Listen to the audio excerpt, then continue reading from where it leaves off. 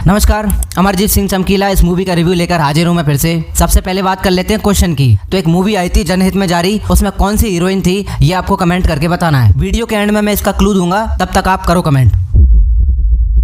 Film में एक dialogue है, चमार हूँ लेकिन भूखा नहीं मरूंगा। ये डायलॉग जब आप सुनोगे ना तो यहीं से आपको माहौल बन जाएगा फिल्म देखने का। पहली बात तो फिल्म में चमकीला जो है ना वो और उनकी जो वाइफ है ना दोनों का मर्डर हो जाता है शुरू में ही। ये एक स्पॉइलर है लेकिन फिर भी मैं आपको बता देता हूँ, इससे ज्यादा नहीं बताऊंगा। तो वहीं से आपका मतलब देखने का जो इंटरेस्ट है ना वो बढ़ता चला जाता है। जो कलाकार जो होता है ना उसका जो दर्द होता है, जो उसकी जिद होती है कुछ ना कुछ करने की, जो छटपटाहट होती है उसके अंदर, ये सब फिल्म बहुत अच्छे तरीके से रिप्रेजेंट करती है। फिल्म ये भी बताती है कि अगर चमकीला अपर कास्ट से होते ना, अगर निचली जाति से नहीं होते तो उनके ऊपर मतलब अब तक सैकड़ों तो किताबें लिखी जा चुकी होती और फिल्म तो कभी की बन गई होती। एक डायलॉग और भी है फिल्म में चमकीला का कि उनका काम है बंदूक चलाना, वो बंदूक चलाएंगे, हमारा काम है गाने बजाने का, वही गाना बजाना हमें आता है, वही हम करेंगे, ना वो हमारे लिए रुकेंगे ना हम उनके लिए रुकेंगे। ये डायलॉग जो है ना वो जो आर्टिस्ट होते हैं ना, जो कलाकार होते हैं, उनकी सोल को बताता है। जैसा रॉक स्टार में जॉर्डन का हुआ था ना, वैसा ही चमकीला का होता है रियल लाइफ में।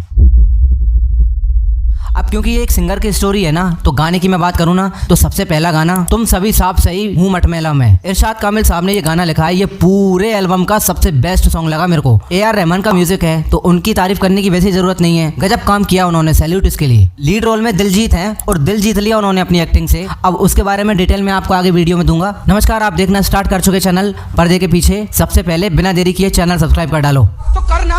3 लीजेंड्स है इस पिक्चर के पीछे। पहले मोहित जिन्होंने गाने गाए, दूसरे इरशाद कामिल जिन्होंने इतने अच्छे लिरिक्स लिखे हैं कि गाने छोड़ो उन्होंने ऐसा लगा कविताएं लिखी हैं। और टाइम बाद फॉर्म में लौटे हैं इरशाद साहब। फिर उसके बाद में म्यूजिक है AR रहमान का। इनका वैसा काम नहीं रहा जैसा मतलब इम्तियाज ने पहले निकलवाया था ना रॉक स्टार के टाइम पे। अगर म्यूजिक थोड़ा और अच्छे लेवल का होता ना तो ये फिल्म रॉक स्टार की जैसी होती। फिर एक और भी सॉन्ग है इश्क मिटाए हाय हाय, ये गाना आप वीडियो पॉज करके सुनो अभी, मतलब सुनने लायक गाना है, बहुत बेहतरीन। कुछ नेगेटिव पॉइंट हैं जिनमें पहला है परिणीति जो है ना, उन्होंने उनकी जो वाइफ थी ना चमकीला की, अमरजोत, उसका कैरेक्टर प्ले किया है और वो उनके आसपास भी नहीं भटकती भाई। उनकी एक्टिंग एवरेज है, मैं तो कहूंगा एवरेज से भी नीचे है। वो रोल में मिसफिट लगी मेरे को। तो उनकी जगह कोई अच्छी एक्ट्रेस होनी चाहिए थी। उनकी जो बॉडी है ना वो पंजाबी लेडीज से मिलती है इसलिए उनको कास्ट कर लिया। एक्टिंग उस लेवल की नहीं हो पाई उनसे। दूसरी बात, इम्तियाज अली जो है ना उन्होंने बहुत रिसर्च करके फिल्म बनाई है और एक कंट्रोवर्शियल जो मतलब बंदा है ना चमकीला, उसकी स्टोरी उठाई। अब ये दोनों चीजें मतलब उन पे इतनी भारी पड़ गई, वो इसी चीज में इतना घुस गए रिसर्च में और चमकीला में कि जो उनकी फिल्म मेकिंग है ना, जो उनका USP है, वो उसी से भटक गए। मतलब चमकीला का कैरेक्टर उनकी फिल्म मेकिंग पे भी भारी पड़ गया। मेरे कहने का मतलब जैसा काम उनका हाईवे में था, जैसा रॉक स्टार में था, जैसा तमाशा में था, उस लेवल का डायरेक्शन नहीं दिखा उनका। सबसे बेस्ट पॉइंट पिक्चर का दिलजीत की जो एक्टिंग है ना वो इतनी बेहतरीन है, बंदे ने मतलब जान झोंक दी यार अपनी। वो चमकीला के कैरेक्टर में उसकी स्किन में इस तरीके से घुसते हैं कि पहले सीन से ही हम भूल जाते हैं कि दिलजीत को देख रहे हैं हम। एक बात जो मुझे अच्छी नहीं लगी, जो चमकीला थे ना वो बीड़ी के शौकीन थे। ये बात पिक्चर के एंड में दिखाई जाती है, वो भी सबटाइटल्स में लिखी हुई आती है। अब मैं ये बोल रहा हूँ कि ये जो चीज है ना ये पहले सीन से दिखाई जानी थी,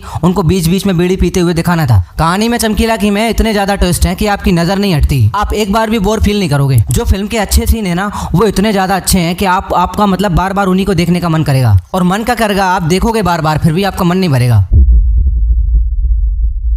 इम्तियाज की एक अच्छी बात ये लगी, उन्होंने चमकीला का जो कैरेक्टर था ना उसको ग्लोरीफाई नहीं किया। जो उसने गलतियां की वो गलतियां दिखाई, जो पॉजिटिव था उसमें वो पॉजिटिव भी दिखाया। जैसा उसका कैरेक्टर था ना वैसा का वैसा पब्लिक के सामने रख दिया। अब पब्लिक डिसाइड करे उसे क्या सोचना है, मतलब वो अपनी तरफ से न्यूट्रल होकर निकल ली। फिल्म में दिखाया कि अमर सिंह चमकीला जो है ना उनका जो कैरेक्टर है ना वो उस टाइम पे अमिताभ बच्चन को जो स्टारडम था ना उससे भी बड़ा उसका स्टारडम हो जाता है। एक टाइम ऐसा आता है जब उसकी टिकट अमिताभ बच्चन से ज्यादा बिकती है। फिर अचानक से ऐसा होता है कि गोलियां चलती हैं, वो खुद भी चले जाते हैं, उनकी वाइफ होती है उनकी भी जान चली जाती है। और ये सीन फिल्म का पहला सीन है, तो यहीं से पब्लिक का जो इंटरेस्ट है ना वो फिल्म में बन जाता है। अमरजीत सिंह चमकीला तो चले जाते हैं लेकिन उनका नाम अभी तक जिंदा है और रहेगा, क्योंकि कलाकार जो होते हैं ना वो कभी मरा नहीं करते। मैंने वीडियो के शुरू में बता दिया कि वो नीची जाति से थे, उसकी वजह से उनकी इन्वेस्टिगेशन जो है ना मर्डर वाली वो आज तक पूरी नहीं हुई। किसने उनको मारा था, क्यों मारा था, क्या रीजन था, अभी तक पता नहीं चला। इम्तियाज साहब है ना उनकी एक क्वालिटी मुझे बहुत सही लगी, जो मतलब जो आर्टिस्ट है ना उसकी फीलिंग को, उसके दर्द को वो इतने अच्छे से समझते हैं। ये हमने रॉक स्टार के टाइम पे भी देखा था, वो 2012 की पिक्चर थी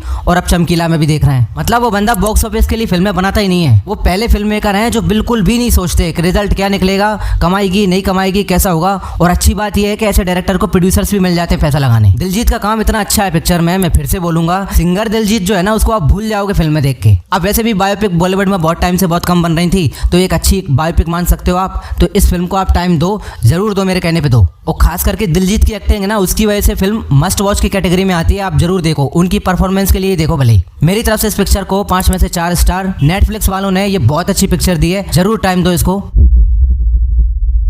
अब आ जाते हैं क्वेश्चन पे। तो क्वेश्चन था जनहित में जारी जो मूवी थी ना उसकी हीरोइन कौन थी। तो इसका क्लू ये है कि इन्हीं हीरोइन ने ड्रीम गर्ल में आयुष्मान के अपोजिट हीरोइन का रोल प्ले किया था। अब आप कमेंट करके बताओ, अब तो आसान हो गया। वीडियो अच्छा लगा हो तो लाइक करें, शेयर करें, और अभी तक चैनल सब्सक्राइब नहीं किया ना तो भाई सबसे पहले जाके चैनल सब्सक्राइब कर डालो। तो करना। मिलते हैं अगले वीडियो में, धन्यवाद।